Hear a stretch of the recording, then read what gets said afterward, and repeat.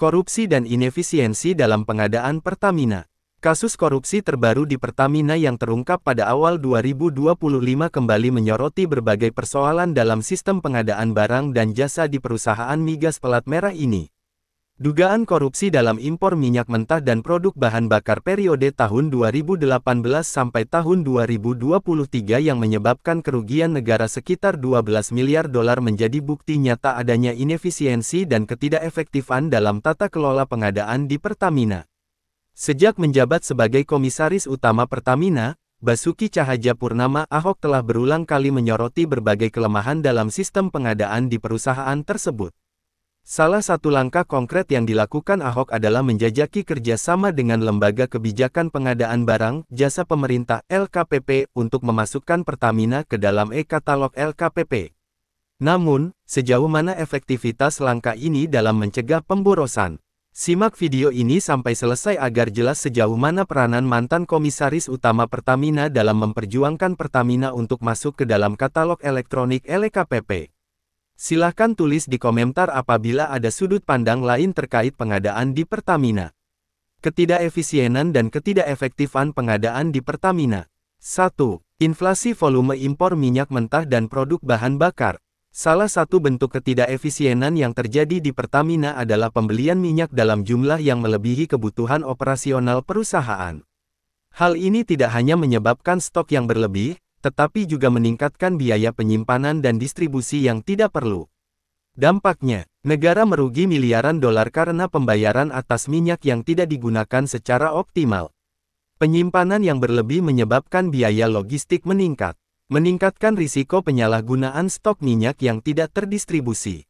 2. Harga pengadaan yang tidak wajar, markup harga. Dalam beberapa kasus, minyak mentah dengan kualitas lebih rendah dijual dengan harga yang tidak mencerminkan nilai sebenarnya.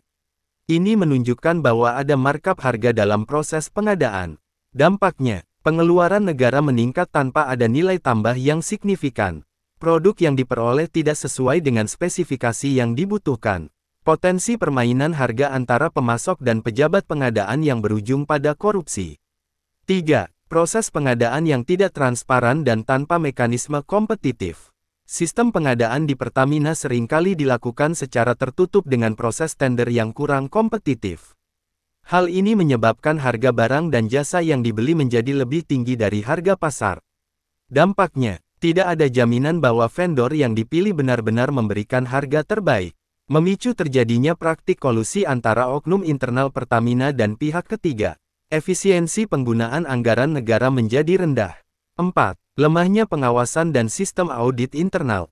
Meskipun memiliki mekanisme pengawasan internal, praktik di lapangan menunjukkan bahwa banyak kebijakan pengadaan di Pertamina tidak diaudit secara ketat. Dampaknya, celah bagi oknum untuk melakukan kecurangan tetap terbuka. Kesalahan dalam pengadaan tidak terdeteksi sejak awal. Proyek pengadaan yang tidak efisien terus berlanjut tanpa ada perbaikan. Peran Ahok dalam mencegah pemborosan di Pertamina. Sejak menjabat sebagai Komisaris Utama Pertamina, Ahok telah beberapa kali mengkritik praktik pengadaan yang dianggap boros dan tidak transparan. Salah satu langkah penting yang diambil adalah mengusulkan agar sistem pengadaan Pertamina terhubung dengan e-katalog LKPP. Koordinasi Ahok dengan LKPP, langkah menuju reformasi pengadaan. Pada Juli tahun 2023, Ahok melakukan pertemuan dengan Kepala LKPP, Hendrar Prihadi, Hendi. Dalam pertemuan tersebut, Ahok mengusulkan agar Pertamina mengintegrasikan sistem pengadaannya dengan e-katalog LKPP, sebuah platform yang memungkinkan belanja barang dan jasa dilakukan secara lebih transparan dan efisien. Menurut Ahok, dengan masuknya Pertamina ke dalam e-katalog LKPP, semua pengadaan dapat diawasi secara lebih transparan oleh publik dan lembaga terkait. Vendor yang terdaftar sudah melalui proses seleksi ketat, sehingga risiko permainan harga dan kolusi bisa diminimalkan. Proses pengadaan menjadi lebih cepat dan efisien karena pembelian bisa langsung dilakukan tanpa proses tender yang panjang. Dampak integrasi Pertamina ke e-katalog LKPP, mungkinkah mencegah pemborosan? Potensi keuntungan jika Pertamina masuk e-katalog LKPP, mengurangi risiko markup harga. Harga barang dan jasa yang masuk dalam e-katalog LKPP sudah terstandarisasi dan diverifikasi. Vendor yang terdaftar di e-katalog sudah melewati proses evaluasi harga, mengurangi risiko kolusi dalam pengadaan. Dalam sistem e-katalog, vendor tidak dapat melakukan negosiasi harga secara langsung dengan pejabat pengadaan, sehingga potensi permainan harga dan suap bisa dikurangi. Meningkatkan efisiensi dan percepatan pengadaan. Dengan sistem digital yang sudah terintegrasi, proses pengadaan bisa dilakukan dengan cepat tanpa perlu tender panjang. Memudahkan pemantauan dan audit pengadaan secara real-time. Tantangan implementasi e-katalog di Pertamina. Perubahan budaya birokrasi. Pegawai yang terbiasa dengan sistem manual atau tender tertutup mungkin akan mengalami kesulitan dalam beradaptasi dengan sistem baru.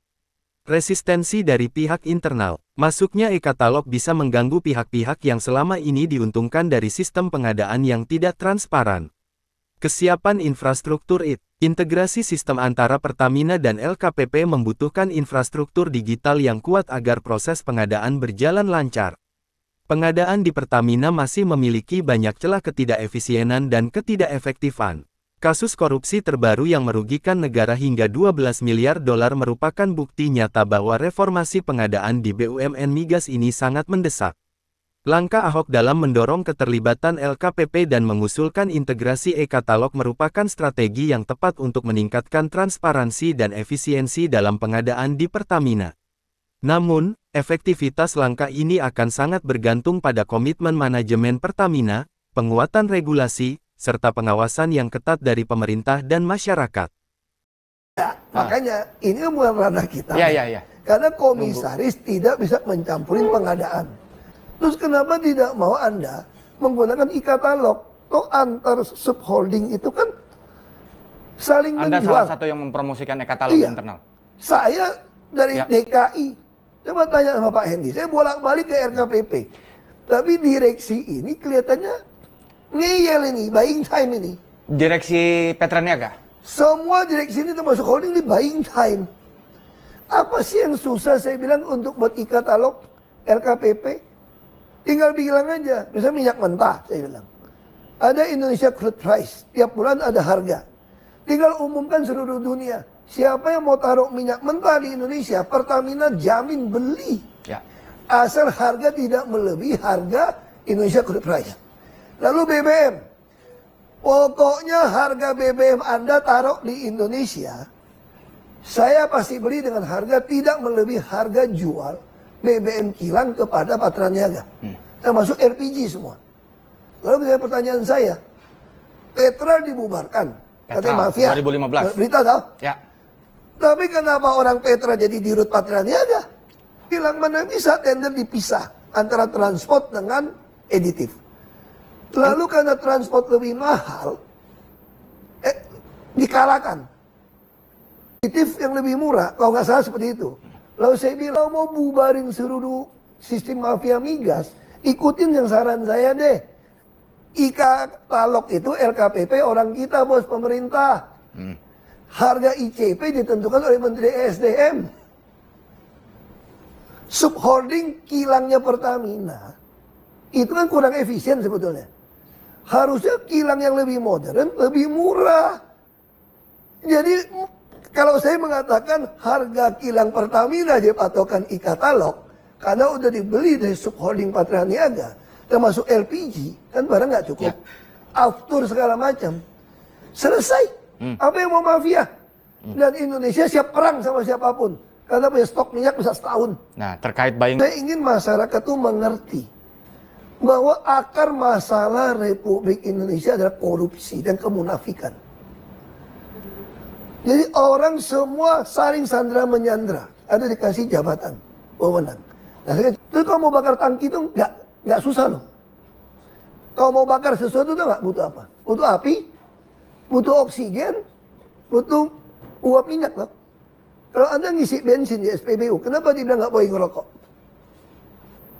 Karena ada uap, oksigen sudah ada. Kalau Anda pakai HP saja, ada penyebar listrik, meledak. Nah, tangan kekuasaan yang waktu terlibat. kita cerita orang dalam gitu ya. Waktu Bapak jadi komut, udah mendengar cerita-cerita Ya ini? kan kita nggak tahu. Makanya saya kenapa begitu ngotot ke LKPP. Saya dengar isunya, kita butuh 800.000 lah, kira-kira BBM dan minyak mentah impor.